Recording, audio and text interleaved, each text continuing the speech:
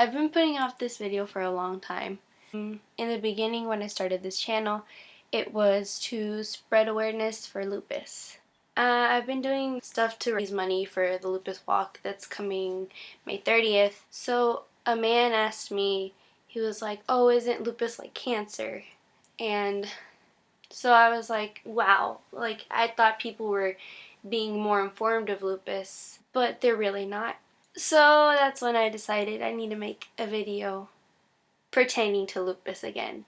Okay, so today is the next day and this is my second attempt in recording this video. Hello everybody and welcome to my channel again. Most of the people that are subscribed to me on this channel are my friends and or family from another place in the US that cannot see me. Most of you know my story. I always talk about my story through Instagram, Snapchat. So most of you know my story already. And that's good. But I wanted to make a video explaining my lupus story for the world to see.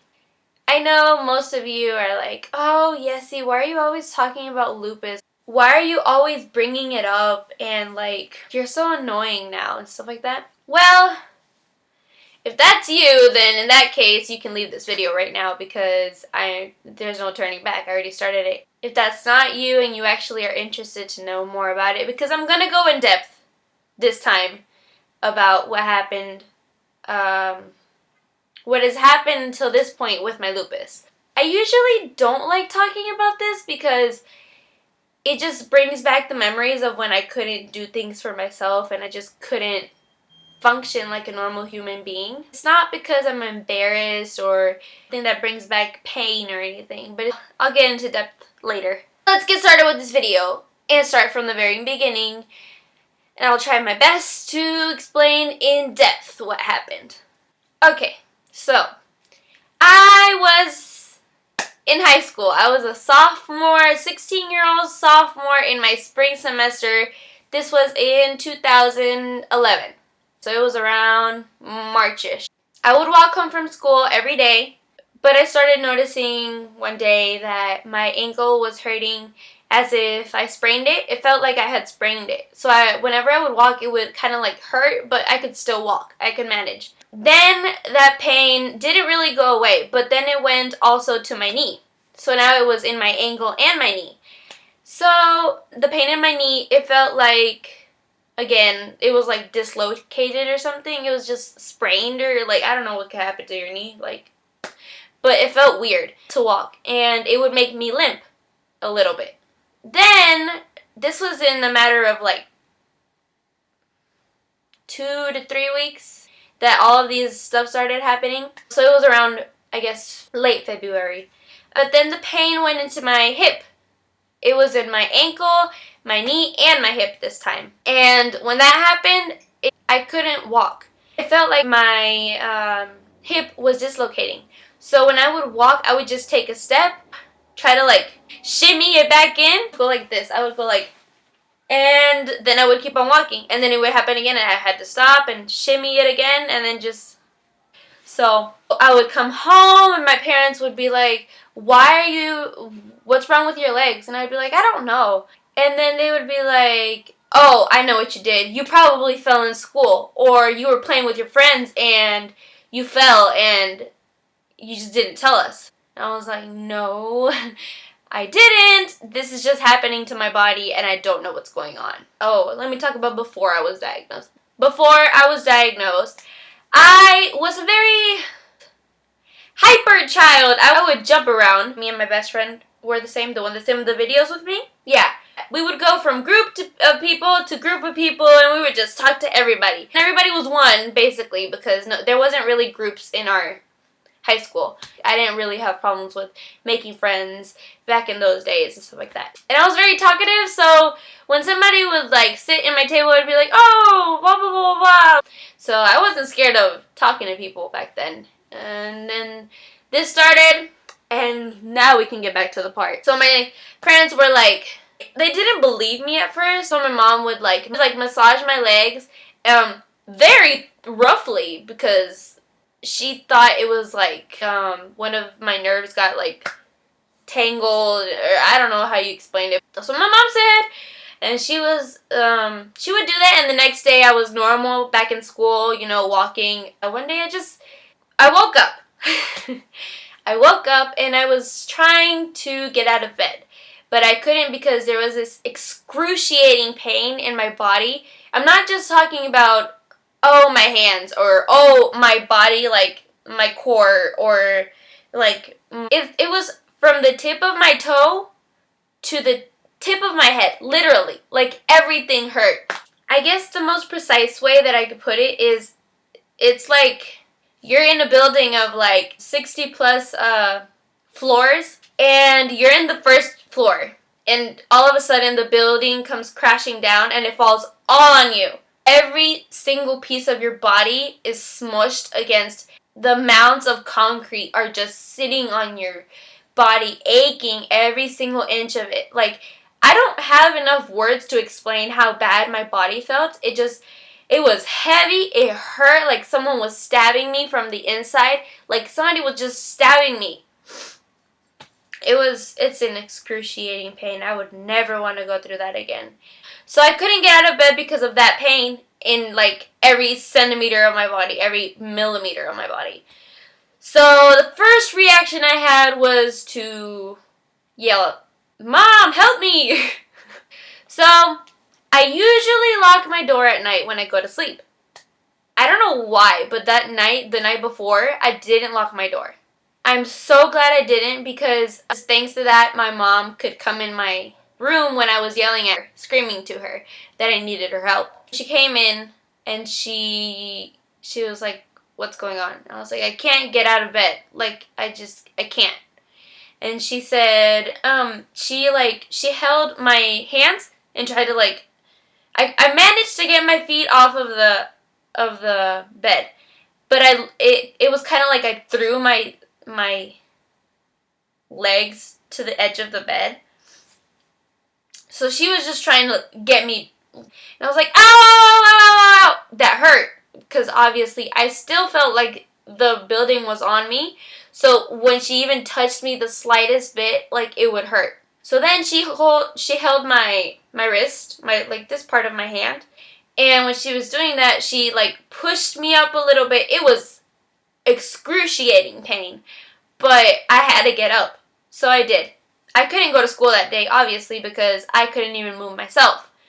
So at that point, I could still walk, but it wasn't as bad as it would get in the future. But I just needed help getting out of bed.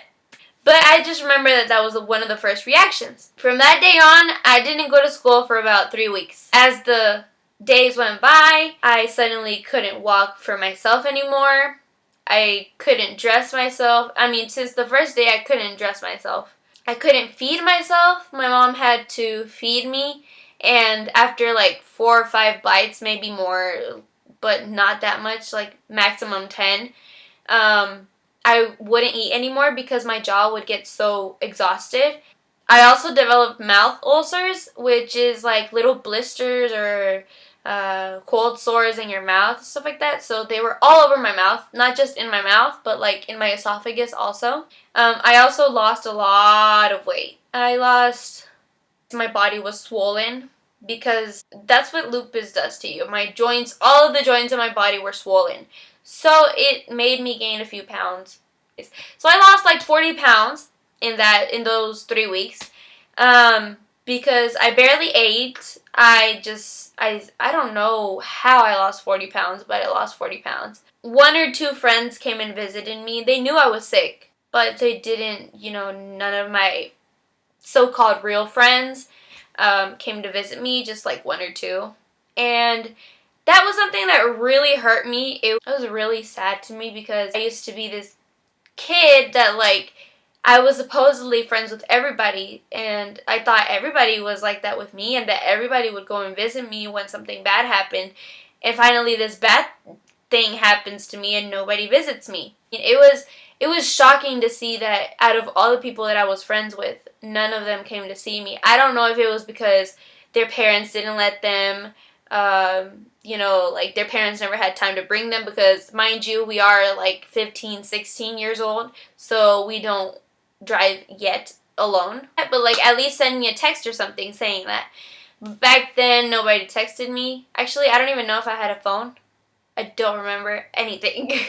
We went to the doctor the first time, and she said, "Oh, you might have mono, so let's do a blood test on you." So they took out some blood, and the result came back. And they were like, "Nope, it's not mono, so we're going to test you for juvenile rheumatoid arthritis and see what happens." So they tested me, they took out some more blood. That wasn't it. So then they were like, "Oh, your symptoms look a lot like lupus." And I was like, "Oh, okay, well, what is lupus?" I guess at that point my pain was so intense that I just wanted to die. That's weird to say that out loud.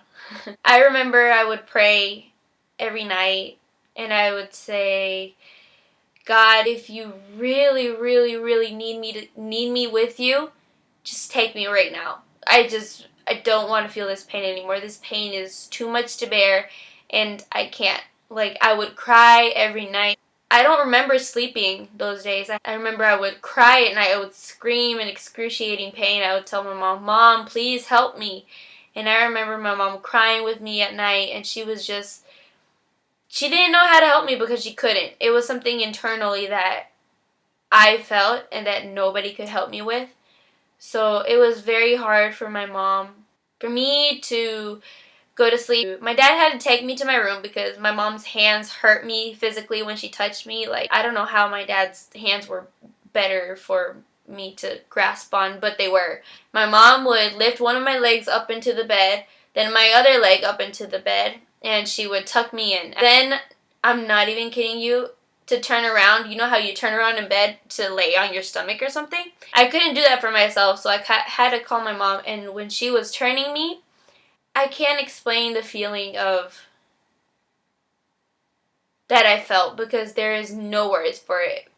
It would hurt so bad that I would end up turned around, but it was so much pain I couldn't turn anymore, so I just fell asleep like that. And I remember I didn't sleep much for those days. At night, I wouldn't sleep a lot, but during the day, like, I would sit in the couch literally all day. I do remember that I would sleep the whole day. I would wake up, probably like eat something small, and go back to sleep.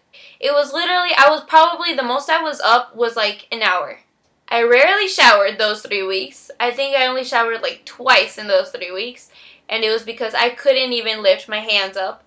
To lift them up to here was a hassle. So imagine shampooing my hair. Like, it was the biggest struggle. These symptoms continued. I think I went to the hospital about 2 times, maybe 3 times. I'm not really sure.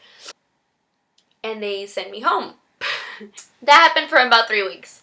The whole pain stuff and everything. I got diagnosed just before spring break. They were like, "Oh, you have lupus." And I was like, I didn't know what it was. So my first reaction was, I'm gonna die. So I started crying. I didn't know what it was. I thought it was like cancer, and I was just gonna die. They started looking for rheumatologists, pediatric rheumatologists for me. But at that moment, I didn't have insurance. So none of the pediatric rheumatologists that were nearby in my location would accept me because I didn't have insurance.